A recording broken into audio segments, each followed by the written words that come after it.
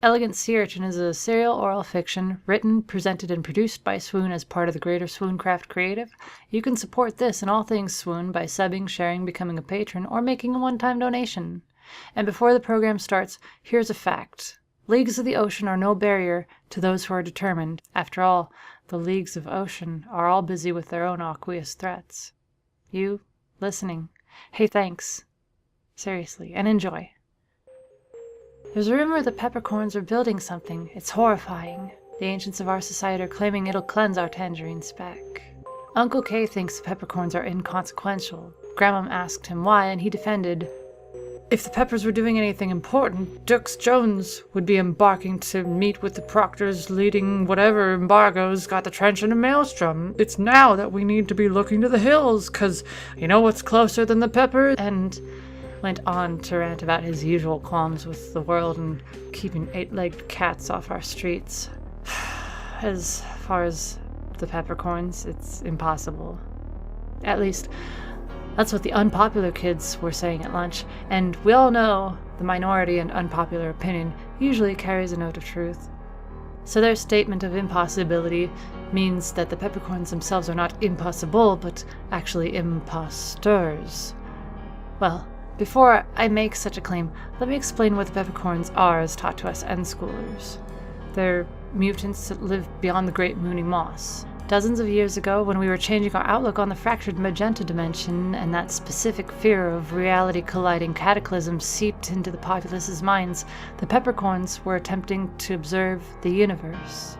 It's claimed that their ancestors came from the universe instead of just suddenly having existence in the world, like most civilizations. Weird, right? Anyway, I think the ancients say that their curiosity found something so fundamentally mundane that it changed them forever, hence being ugly, twisted husks, as far as the images in our N-school books depict at least. So, what are they building?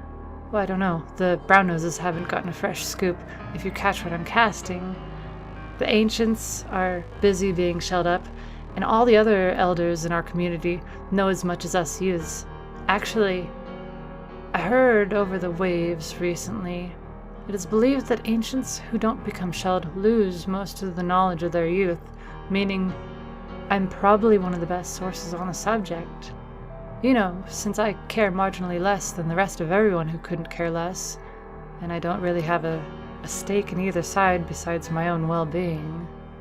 For as much as that matters for those of us living these days.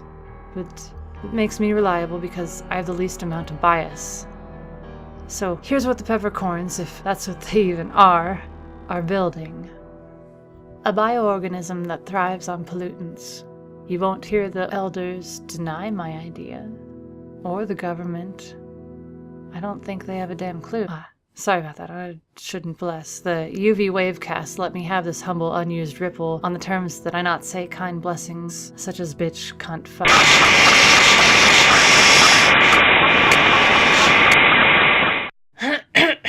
Well, I don't know how long I was off, but I'll back up a little.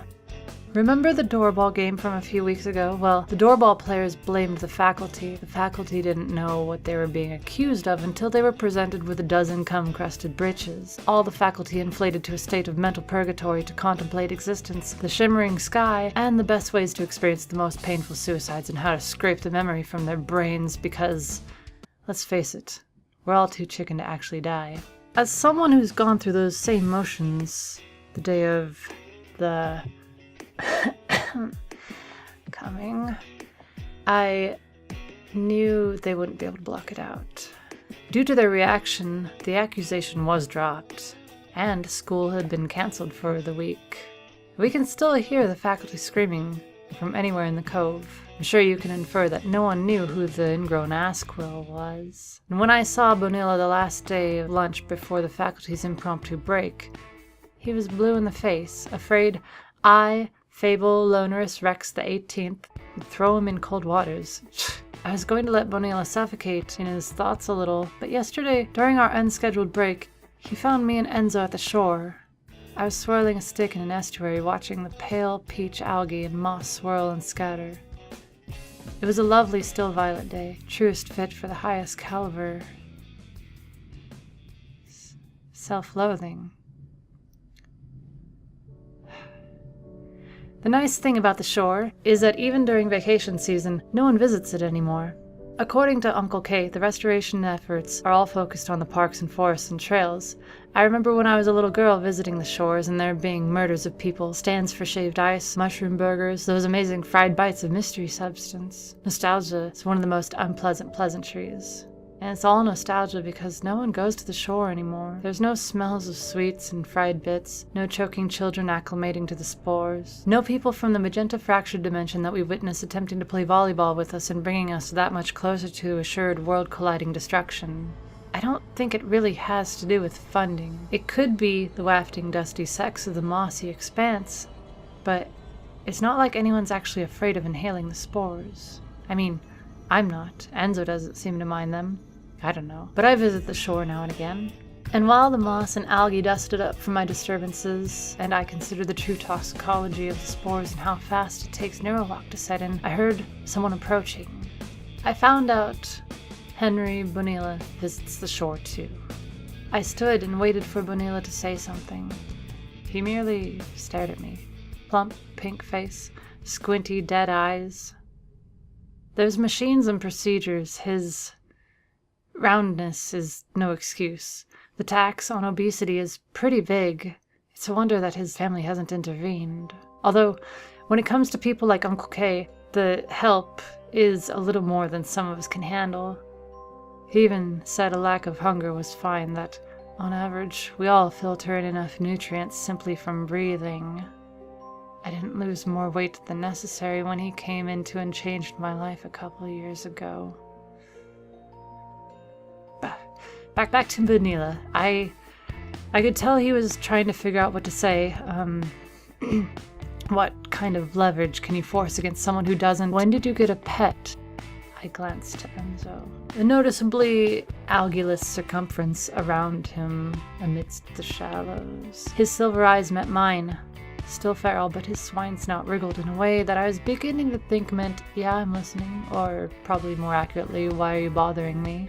And I told Bonilla, you've got it wrong. The stray found an owner, to which I believe Enzo snorted in approval. Bonilla moved forward, asking if he could pet him. Told him that I wouldn't recommend it. Enzo sneezed, causing a cloud of peach particulates to engulf our intruder. Bonilla, I came here, and he interrupted me to ask Enzo's name. I let Enzo do his thing. How did Enzo get his name? That's weird. Pulling my skirts up, I crouched down in the gently ebbing shallows, returning to my task of disturbing the moss and algae. This is kind of hard to admit, and it's the first time I'm saying this out loud, but I've been a little fascinated with living things. For example, Enzo hates it. My romantic inner monologues and watching him aren't what he wants at all. Then there's school.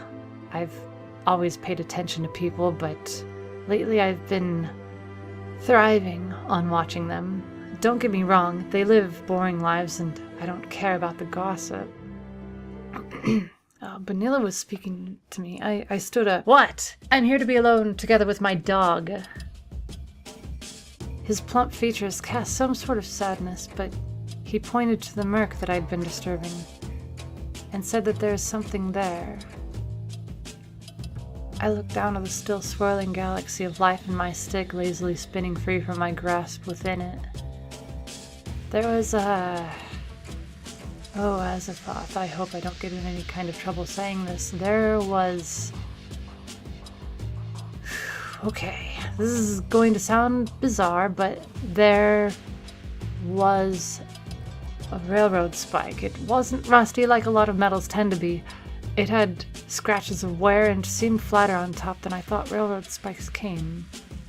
I mean, there hasn't been a railroad in the cove for half a century. The Highlands and Plateau only finished deconstruction of theirs by the time I was born, so I picked it up. Bonilla was really close to me. I could feel his bated breath on my shoulder before he spoke. Funny, seeing a fae that can hold cold iron. he said. I elbowed him in the gut, only to get a quivering thanks. The spike was cold and heavy. It felt normal as far as manufactured rail parts are normal. Enzo arced his head to sniff at the ends that protruded from my grip. He took little interest after a brief inspection, deciding to turn his slathering maw back to the protozoan life. And I mused, how do you think it got here? Looking up and down the shore and to the banks to make sure no one was watching. Vanilla reached for the iron. Let me see. I pulled back, stepping further into the shallows. Ice your hands, Jitterfish. But he persisted, and the next step I took, my foot didn't find purchase, and into the murk I went. I wondered earlier what neural lock did. I think from being submerged, I got a first-hand experience. Rose butterflies and pink swirls engulfed my vision. I couldn't tell if I was suffocating or learning how to breathe again. Maybe the heavy thing in my hand kept me grounded. Behind the flittering pastel pinks and golds and blues, I saw the murky brine and tangerine flecks of the shore. I saw a shape moving above. I heard the warped echo of a piercing howl. Darkness never set in, but the blinding pastel lights and sprites lasted a long time. I wondered where Uncle K was, probably at his government facility below the cove. What Grandma was carving. Recently she had turned our kitchen bar into coral. She sold. It's beautiful how beautiful she is and still doing what she loves. Grandma always says I'm the inking image of my mom. I never knew my mom, but I kind of remember my dad. Glimpses of maroon and a green that reminded me of a hill I used to play on in tall, skinny shadows, Cheshire smiles, and the smells of oak and plastic and cinnamon. I think, at last, I died a little, but that's not really what I want anymore.